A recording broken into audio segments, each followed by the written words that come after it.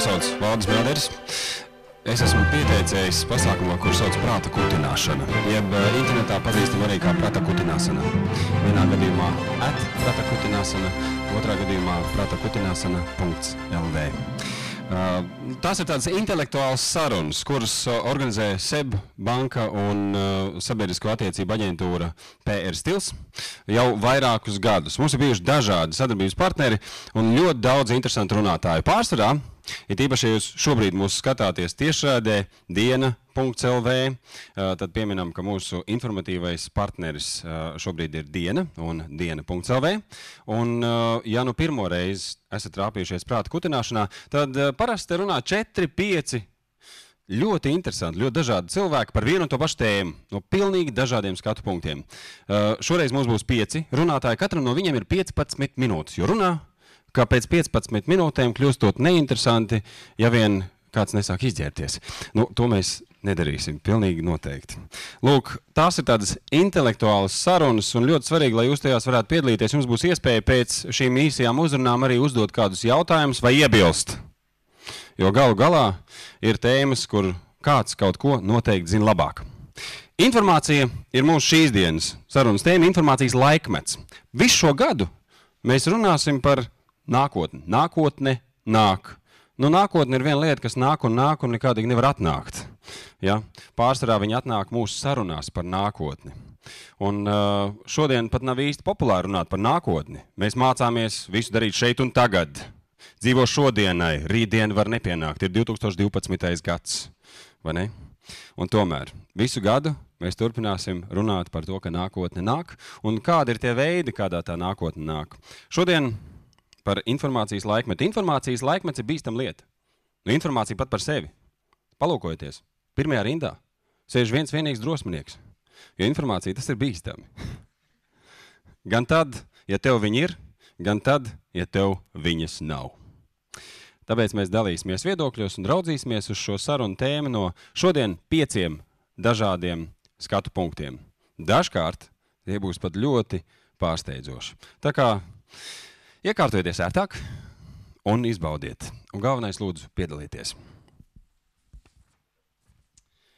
Par runātājiem. Šeit jūs redzat 5 ļoti ērtus krēslus. Un ņemot vērā to kārtību, kādā runātāja runās, viņi pa vienam nāks priekšā, izstāstīs savu skatu punktu, mēģinās atbildēt uz jūsu jautājumiem un iekārtosies ērtāk, noklausoties, ko runās nākamie.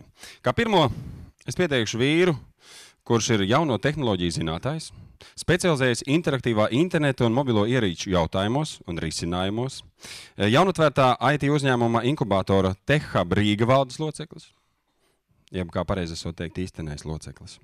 Viens no meklēšanas portāla Reachly veidotājiem un startup programmu aktīvistiem. Tēma – informācija meklē cilvēku. Sagaidām Ernests Štāls. Lūdzu, aplausi. Nu, tātad mēs aiz sevis atstājam to milzīgo sliedi, un jūs varbūt pat nemanat, kā jūs to darat. Otrs ir tas, ka arī, šeit ir būtiski vēl pieminēt to, ka šeit ir tā strukturizētā un tā nestrukturizētā informācija. Tas iepirkuma čeks, tā telefona saruna, tā ir tāda strukturizēta informācija, kur tiek čik saglabātas datu vienībiņas par jums. Un tad ir tā nestrukturizētā, kad jūs rakstat tos savus dranktvītus un visādas jocīgos tvītus un visādas muļķības tekstuālā. Tā nestrukturizētā informācija. Otrais punkts, kas ir arī svarīgs, tas, ka nozares, kurās kādreiz informācija netika fiksēta, netika saglabāta, sāk to darīt. Piemēram, sabiedriskais transports bija vieta, kur jūs iekāpjat iekšā ar savu 20 kapeiku monētu, pieiet pie tantu, kurējies uz jums paskatās dusmīgi. Jūs iedodat to kapeiku, un viņi noplēš to informācijas vienību sev no tās siksnas un iedod jums. Tāda visa informācijas vienības apmaiņa. Tagad jūs iekāpjat iekšā, meitenes varbūt ir iemanījušās tā slaidi, nobraukt gar to Airfeed lasāmo iekārtu, tā pik un gatavs, un ir saglabāta informācija, cikos jūs iekāpāt, no kuras ir izreikināt arī, kurā aptuveni pieturā jūs iekāpāt, un kartes ID. Un, ja ir kartes ID, kurais ir personificētais, tad mēs zinām, ka jūs esat iekāpis tur un tur un tur, jūs esat tas un tas un tas. kas ir diezgan forši, vai ne? Atkal informācija atstāja. Tāpat tās ir ar kases aparātiem. Kādreiz kases aparāts bija tā vienība, kurējā tur veiklā stāvēja skaļa rūca, bija 2 ruļļi, tas kopijas rullis, kurējais jāglabā ir kaut kādus 5 gadus, man nav nejausmas, kur cilvēki vēl joprojām viņas glabā. Un tas otrs, kurēju jūs tā kā stāvat un gaidat, jūs dzirdat, tagad jūs aiziet uz veikalu, jums izsit čeku, viņš smuki iznāk ārā, bet tur tā otrā puse ir tā, ka tas ir cietais disks vai serveris, kur tā informācija par to jūsu iepirkumu saglabājas. Trešais punkts, kas arī nav mazsvarīgs, ir tas, ka ir radušās iespējas šos datus analizēt ne tikai milžiem, kas ir bijuši, lielveikali, telekomunikāciju operatori, bet arī mazajiem uzņēmumiem, kurēji saglabā šos datus. Un kā jāsaka, ka iepriekš, tur, lai jebko izanalizēt, bija nepieciešama tāda kaste, kas stāv stūrī, viņa maksā aptuveni, ja pieņemam, ka viņai būtu bijuši aptuveni 4 kodoli, tad tur būtu 80,000, plus jāuzliek vienā programmiņa virsum, kas maksā vēl 25,000, un tad mums ir tā kastīte stūrī, viņa stāv, viņa maksā 100,000, un vēl mums vajag to unikālo speciālistu, kurš atnāks, un ar viņu strādās, un viņam vajadzētu tā kā baigi daudz saprast, bet tad jūs saprotat, ka mēs esam iebraukuši pie 150,000, un varbūt biznesā nemaz nav lieka 150,000.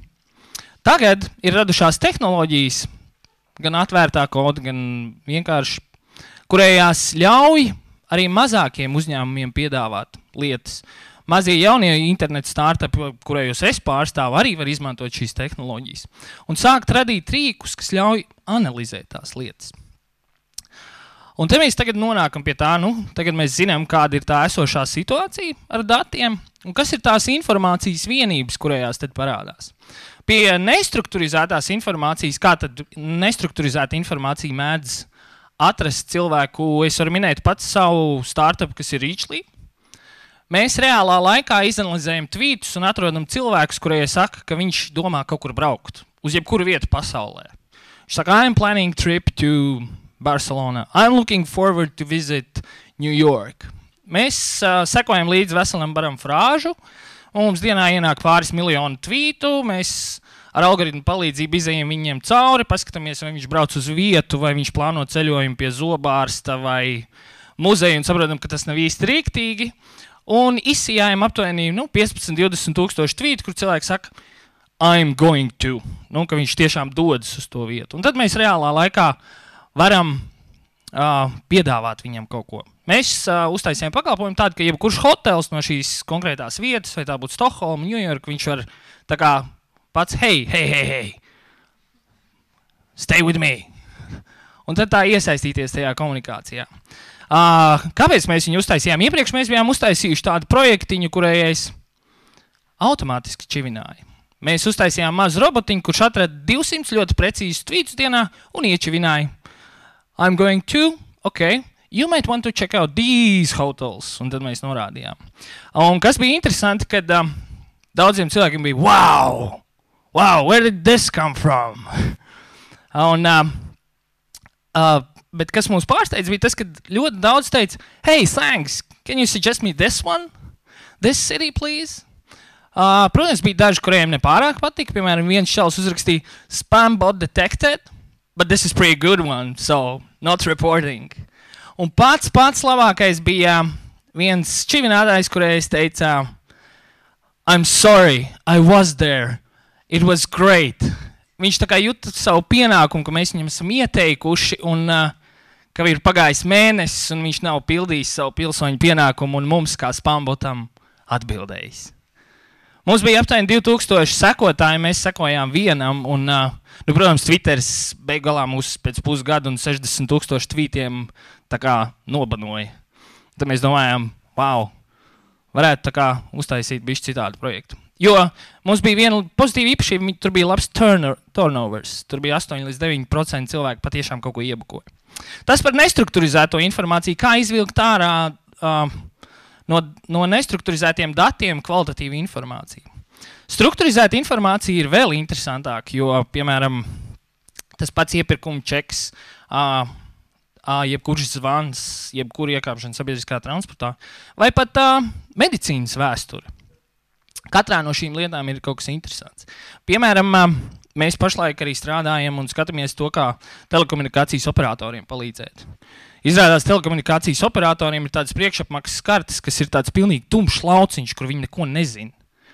Un viņi nojauš, tur ir studenti, tur ir skolēni, pensionāri, un tad tur ir vesels bars tie cilvēki, kurēji pērk zelta ziltiņas, lai vienkārši zvanītu, pārdotu anonīmi kaut kādus cilvēkus, čakarētu un darītu vispārējās melnās darbības.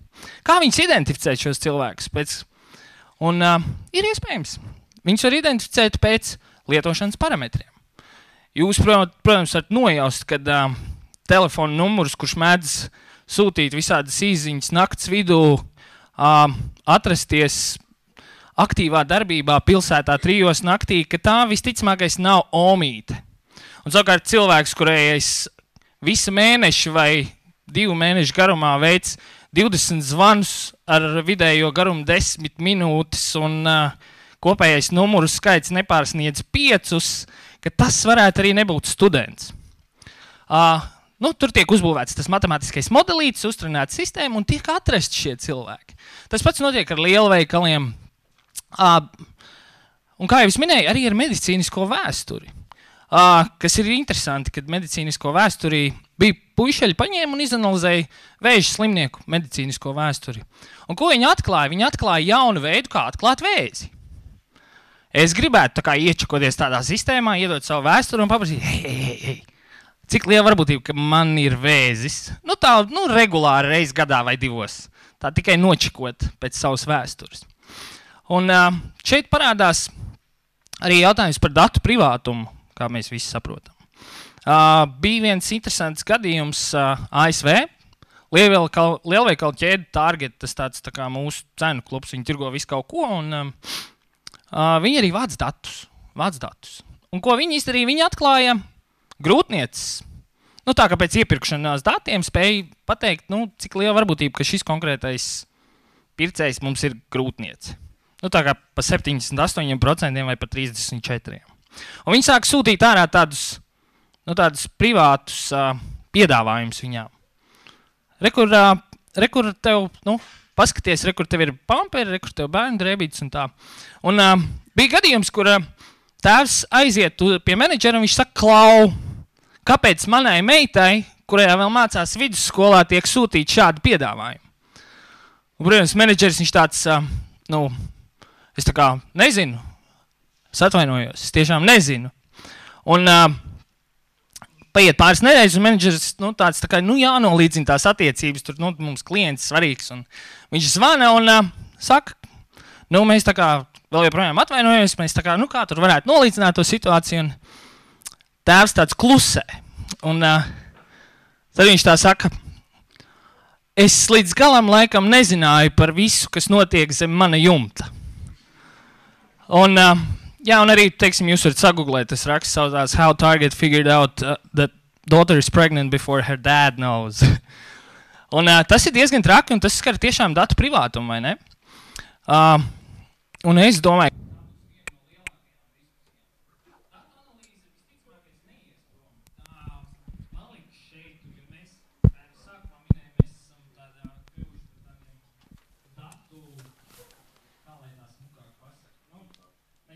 daudz aiz sevis atstājam datus reālā laikā, kas ļauj izdarīt arī reālā laikā secinājumus par to, kas mēs esam.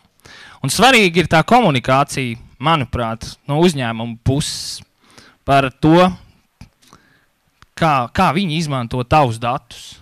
Un ļaut tev arī tā kā izvēlēties, vai tu tā kā vēlies, lai viņi tā kā tev izmanto tos datus, vai tā kā nevēlies, lai viņi izmanto. Un ideālā gadījumā es redzu situāciju, kur es varu ielogoties pie viena telekomunikāciju operatora, savākt visus savus datiņus tādā čupiņā, ielogoties pie otra, aiziet vienkārši pie otra, ielādēt to failiņu, un tas man saka, Klau, rekur tev tavs oferis, kas ir tieši priekš tevis. Šāds ir tavs lietošanas paradums, un tas ir tas, kā tu viņu, ko mēs tev piedāvājam. Un tas arī, man liekas, ir tā nākotne, kad Mēs ejam atpakaļ, mēs ejam prom no tā vispārīgā, kas ir tas mass market uz to individuālo, ka tu esi tas, kas ir centrā, balstoties to, kas tu esi. Nu, kādi ir tie dati? Tas arī viss. Cik ir laiks? Good timing. Vienkārši perfekti. Bet tagad pagaidi, Denis, tev vajadzēs atbildēt par saviem vārdiem šo tūdaļu. Ja? Pirmkārt, kā tev šķiet, pasaule ir laba vai ļauna? Kā teica Aristoteles vai Sokrātes aizmirst, tur pa vidam ir tā zelta vidusceļš, tas labais, un tur arī viss tas ir. Jo saproti, ja pasaule ir ļauna, tad būs ziepes ar to datu atstāšanu un tām pēdām. Jā, bet mēs vienmēr esam to domājuši. Mēs domājam, atombumbas viss ir. Tas nozīmē, agri vai vēl pēc 2 gadiem mēs visi uziesim gaisā. Paiet 50 gadi, mēs vēl joprojām tepat tā. Tātad, principā, pasaule ir laba? Jā. Un tu esi gaišajā pusē? Jā. Ok, labi. Vēl kādi jautājumi, lūdzu? Droši.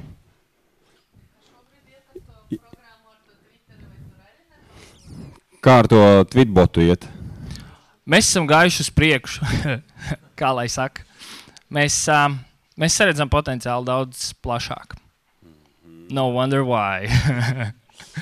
Vai ir kaut kāds ierobežojums, kurus cilvēks ir vērts izsekot un kurus nē? Lūk, tad ir, zinu kā, ir apkalpojušā sfērā, nav vērts tur par tādiem sīkumiem, viņš jau nav nekāds nozīmīgais klients. Nē, te ir jāsaka, ka ne visur ir tas personīgais piestiens. Piemēram, Rīgas satiksmē analizē to, kuru cilvēku pārvietojas. Viņi, piemēram, ir identificējuši strādājošos pensionārus. Vai arī, piemēram, viņi zina, kur ir rudenī labākās sēņu vietas. Un tas nav stāsts par to, ka viņi spēj identificēt tos maniakālos sēņotājus. Viņi vienkārši zina, ka tagad ir sēnes, un pēkšņi šī te autobusu maršrutā, tā kā no rīta aiztešās vesels bars, un vesels bars pēcpusdienā tešās atpakaļ. Tā kā tur tas indivīds nevienmēr tur ir tik svarīgs. Tur ir tas, kā tos datus, ko mēs atstājam, tas ļauj arī uzlabot dzīvi. Piemēram, izdomāt, vai trešais autobus, kurš brauc no Pļaviniekiem līdz Bolderājai, varbūt viņš jāsšķeļ 2 ir un nav vērts viņu tur gaņāt.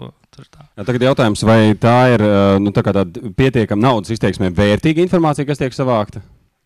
Tas informācijas savācējs iegūst kaut kādu labumu no tā, ka viņam ir pieejama tā man braukšanas informācija? Redz, te mēs runājam par to, es jau teicu, te ir datu vākšana, bet dati ir dati. Un, ja tu nemāk uzdot to pareizo jautājumu, uz kuriem tu gribi atrast atbildi, un jautājumam būtu jābūt tādam, ka tu iegūst atbildi un tev uzreiz seko rīcība, tad no tās datu milzīgās čupas jau nav jēgas. Ko tu iesāks ar tiem datiem? Piemēram, piemērs par katru mājaslapu, ka klikšķinās cauri, tad kaut kur serverī tiek vākti logi. Visu laiku var redzēt, kur tu klikšķinies. Tie tur terabaitos ātri vien sakrājās lielai lapai. Ko izdarīt?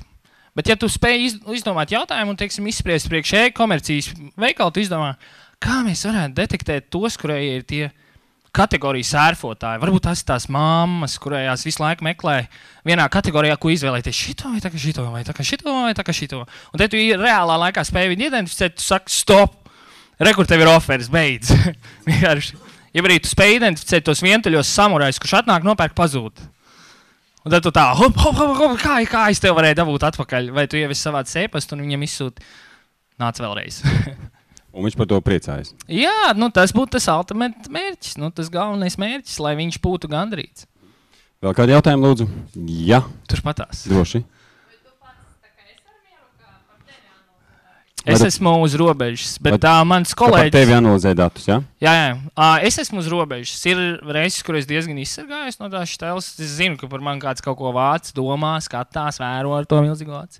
Bet, piemēram, mans kolēģis, kurš man liekas skatās, viņš ir pilnīgi par to, kad viņš saka, ņemiet visu par mani, kur tikai es varu atstāt, jo jūs man tad dosiet labāku pakalpojumu. Tā kā ir dažādi. Šodien man bija tikšanās ar vienu cilvēku, kurš bija aizbraucis uz Zviedriju, un viņš saka, pēkšņi Facebooks man prasā, tas esi tu? Jā, es. Ja tas esi tu, tad lūdzu tagad bildēs pasaka, kas ir tavi draugi. Un tad viņš uzreiz iedomājas, es tagad rādīšu, un viņi iekrās savā datubāzē to, ka šis cilvēks tā izskatās, un tad viņi to informāciju var izmantot citur. Un kas būs, ja viņi to informāciju iedos kādam, kuriem ir novērošanas kameras, un ienāc telpā, un viņš saka, čau, Ernest. Un tāds, tā kā tur tāds, šis jau kādreiz bija liels jautājums, kad cilvēki domāja par Google. Tā kā dot vairāk informācijas viņai, lai labāk rezultāti, vai tā kā izvairīties no tā, koks ar diviem galiem. Paldies, Ernest. Tagad tev ir jāsēž kādā no krēsliem pēc tavas izvēles. Droši. Aplausi!